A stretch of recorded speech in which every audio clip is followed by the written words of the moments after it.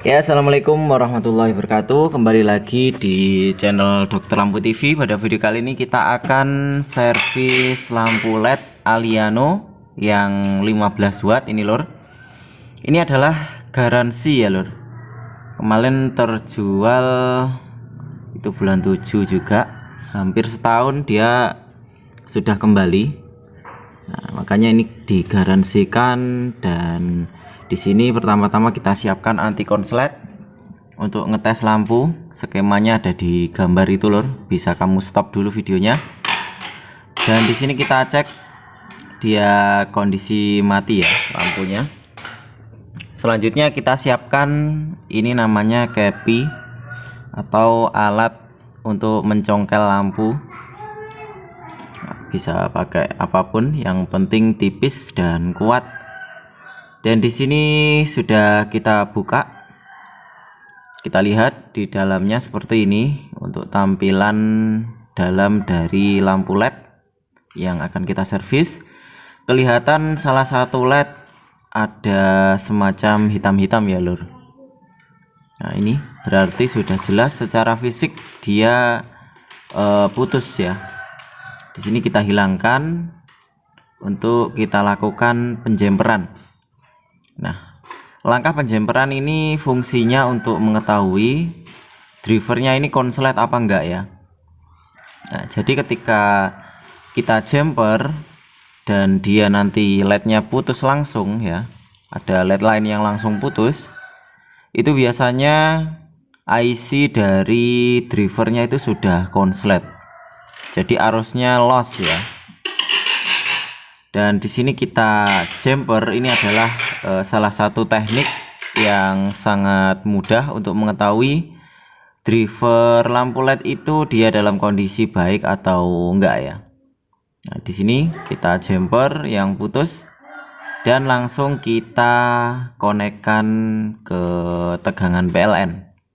Nah, kita cek seperti ini. Nah, dia nyala dan enggak langsung putus, itu biasanya drivernya masih normal. Jika kita punya wattmeter, bisa kita lihat di bagian wattmeternya itu nanti ketika kita jumper satu itu wattnya akan turun sedikit. Nah, jika dia turun sedikit, misalkan tinggal 13 watt atau 14 watt, berarti dia drivernya masih normal. Kan tetapi kalau dia nanti naik sampai watt tinggi ya, sampai 40 bahkan sampai 100 watt, berarti drivernya konslet. Nah, dan di sini kita lihat LED yang akan kita ganti ini adalah tipe yang 9 volt ini lur. Kita lihat stripnya ada 3 ya di dalam LED-nya, bisa kita lihat di sini di gambar kanan. Nah, itu stripnya 3, ia pakai yang 9 volt ya.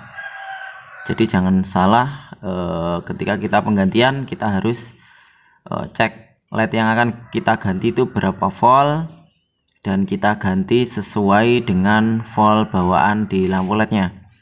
Nah, ini entah kenapa ini lemnya di bagian LED-nya ini dia seperti kapur ini loh. Mungkin ini lemnya memang kurang bagus. Dia nggak pakai silikon ya, pakai kapur sehingga dia muprul ya. Saya sarankan untuk lem lampu LED itu pakai silikon ya, agar lebih kuat. Nah, dan di sini kita lepas untuk kabel-kabelnya. Di video ini kita nggak akan lepas drat di belakang lampu ya, jadi langsung kita bongkar dari atas, karena sepertinya saya lihat untuk LED AC nya ini mudah untuk dilepas ini lur, bisa kita congkel dengan mudah kayaknya ini. Nah, di bagian situ, nah, kita congkel. Nah, jika mudah seperti ini bisa kita pakai cara ini. Kalau dia agak sulit, kita tekan dari bawah. Ini untuk menghindari LED AC-nya itu bengkok ya, biar nggak penyot LED AC-nya. Nah, di sini lanjut kita siapkan elemen. Nah, dan di sini kita pakai elemen yang baru saya pakai ya, baru saya bikin kemarin. Ini pakai elemen biasa ini loh. Ini yang 40 watt elemennya, langsung saya konekkan ke kabel AC, langsung saya colokkan ke tegangan PLN ya, jadi nggak pakai dimmer.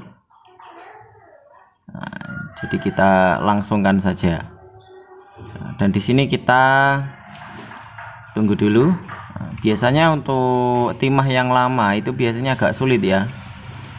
Jadi timah yang baru dia sudah cair, akan tetapi timah yang lama dia masih keras. Nah, tadi kita lihat timahnya cair dan yang lain masih mengeras ya. Jadi kita harus sedikit sabar untuk menunggu. Nah, biasanya nanti setelah dia sekian detik dia akan cair ya. Nah, itu sudah cair, tinggal kita ambil lednya semuanya ya, jangan hanya yang rusak, karena ini masa pakai lednya itu sudah habis ya, sehingga dia putus. Jadi kita wajib mengganti keseluruhan supaya lampu led ini bisa awet kembali. Nah, setelah kita lepas semuanya, kita turunkan dan kita kasih timah ya. Untuk timahnya di sini di video ini kita pakai timah pasta yang sudah saya masukkan ke suntikan ya. Tinggal kita taruh sedikit-sedikit saja. Itu agak kebanyakan itu lur, yang nomor 3 itu. Nah, sebenarnya cuma butuh 1 titik saja.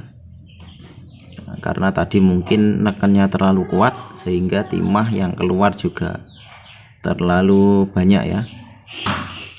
Kita taruh sedikit-sedikit, 1 titik saja. Oke. Nah, selanjutnya kita berikan lednya, dan untuk lednya kita perlu perhatikan itu di bagian kutub positif dan negatifnya lur ya, jangan sampai kebalik. Dan di bagian PCB itu ada penampang lebar dan tidak lebar, itu tinggal kita luruskan saja. Di bagian lebar itu adalah bagian negatif. Di foto yang tampil itu tipe LED RZX 9 volt ya, itu stripnya 3, berarti dia pakai 9 volt. Dan di bagian yang ada panahnya itu adalah bagian kutub negatif. Dan penampangnya bagian negatif kalau dari bawah kelihatan seperti itu, lebar ya, dan bagian positifnya tidak lebar. Kalau dari atas itu tampilnya seperti itu. Jadi di bagian pojok ada semacam tanda untuk menandai di bagian negatifnya. Jadi kita tinggal memperhatikan dari atasnya, bagian tanda itu berarti itu bagian penampang lebar atau bagian yang negatif. Nah, tinggal kita luruskan saja. Di PCB juga sudah kelihatan bagian yang lebar dan tidak lebarnya. Tinggal kita taruh di atasnya. Untuk timah pasta, jika dia meluber seperti itu nggak masalah lur, dia ngonekan positif negatif ya. Nanti ketika kita panasi, dia nanti akan berubah menjadi timah cair dan akan menempati masing-masing pad di bagian lednya ini. Jadi tidak mengkonsletkan dari lednya ya, jadi nggak usah khawatir. Oke, selanjutnya setelah kita taruh lednya, tinggal kita taruh ke pemanas. Nah, seperti ini. Biasanya dia nanti akan cepat ya untuk cairnya, karena timah baru itu dia lebih mudah cair. Dan timah pasta yang kita gunakan di sini adalah yang low temperatur. Temperaturnya yang kisaran 180 derajat ya, jangan pakai yang tinggi. Kalau yang terlalu tinggi nanti dia akan sulit mencair. Kalau terlalu rendah dia nanti akan geser-geser lednya itu. Jadi kita pakai yang sedang-sedang saja ya. Nah, di sini sudah connect semuanya. Sangat sebentar sekali karena timahnya cepet cairnya. Oke, selanjutnya kita lakukan pengetesan menggunakan tegangan PLN ya. Tegangan PLN langsung ini lur, untuk mengetahui ini sudah nyala atau belum. Nah, kita konekkan ke input AC. Nah, sudah sangat terang sekali, sudah biar ya ini. Dan ini sebenarnya masih panas ini lur. Jadi kalau kita servis itu rekomendasinya didinginkan dulu. Karena di sini saya videonya juga nanti biar nggak kelamaan, memorinya juga biar nggak penuh. Di sini langsung saya pasang saja. Meski ini masih agak panas, kita perlu hati-hati. Nah, kita masukkan ya dua kabel AC-nya itu ke tengah-tengah lubang dari LED AC ini. Itu kita masukkan. Nah, kita luruskan. Oke. Di sini karena kita sambil ngerekam, kita juga terkadang ketika kita fokus ke objek itu kita lupa memfokuskan dari kameranya lur ya. Jadi mohon dimaklumi karena ini agak geser. Nah, ketika sudah masuk seperti ini hasilnya. Oke, selanjutnya kita tekan secara cepat ya, karena ini masih panas ini lur. Pelan-pelan aja. Nah, seperti itu. Karena ini panas, jadi kita harus sedikit-sedikit saja nekannya. Kalau terlalu lama nanti tangannya yang kena panas ya. Di sini sudah masuk semua ya. Di bagian lempengannya sudah masuk semuanya. Selanjutnya adalah tinggal kita solder lagi di bagian kabel AC-nya. Nah, bagi ada yang bertanya, di sini kita pakai soldernya apa? Di sini kita pakai solder yang tipe keramik ya. Karena selama saya servis itu tipe ini yang paling bagus menurut saya. Karena dia panasnya itu fokus di ujung ya, tidak banyak terbuang. Kalau solder yang umumnya itu dia besar di bagian ujung soldernya. Kalau keramik ini cepat panas dan panasnya itu bisa maksimal. Nah, ini sudah terkonek seperti itu. Selanjutnya finishing ini menggunakan thermal pasta ya ini. Jadi ini bukan lem. Thermal pasta itu dia sifatnya selalu basah ya, basah tapi bukan air ini lor. Nah, seperti semacam minyak. Jadi dia nanti akan menyalurkan panas dari PCB yang ada di tengah itu ke samping ya, ke heatsink samping, sehingga panasnya terbuang dengan sangat sempurna. Oke, selanjutnya di sini kita kasih sedikit lem. Nah, yang ini adalah silikon grease ya. Nah, di sini saya fungsikan untuk ngelem casingnya, tutupnya, supaya nanti dia bisa kuat tutupnya, nggak gampang lepas. Karena pakai silikon ini tahan api juga, tahan panas ding, tahan panas. Nah, oke, sudah masuk ya. Selanjutnya kita tes untuk kita nyalakan. Dan bagi yang punya wattmeter juga bisa dicek wattnya sekalian. Nah, ini sudah sangat terang sekali.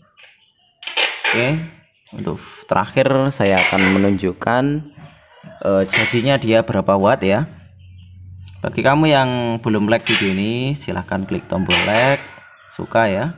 Dan bagi yang belum subscribe, silahkan klik subscribe karena kedepannya kita akan terus membagikan tutorial-tutorial servis lampu dan elektronik lainnya. Dan untuk part-part lampu itu bisa kalian dapatkan di toko Dokter Lampu TV, di Shopee, Tokopedia, dan Lazada juga ada. Nah, itu 14,5 watt ya, itu 14,4. Itu sudah termasuk lampu yang real kalau wattnya segitu. Oke, terima kasih. Assalamualaikum warahmatullahi wabarakatuh.